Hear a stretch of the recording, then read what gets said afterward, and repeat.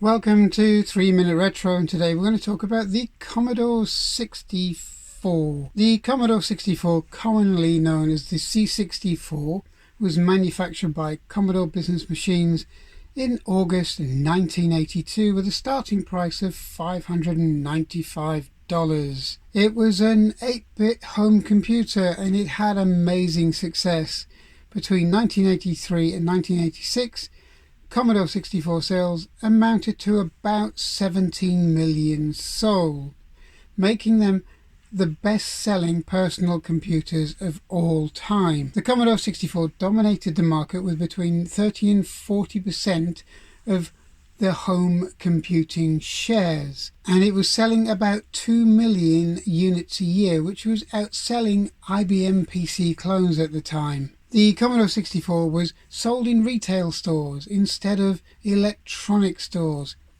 Eventually, the consumer price of the Commodore 64 dropped to around $200, which put it in reach of a lot more people.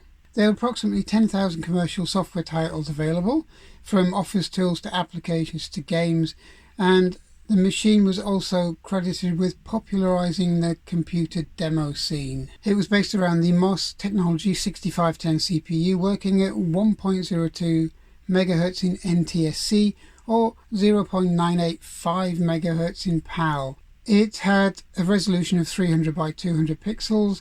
It used the VIC-2 and the sound chip with the SID 6581, which used 3 channels of sound. The Commodore 64 expansion ports were TV, RGB, composite video, 2 joystick ports, cartridge, serial, peripheral port. The peripherals you could get for this machine were cassette recorder, printer modem, and external floppy disk drive.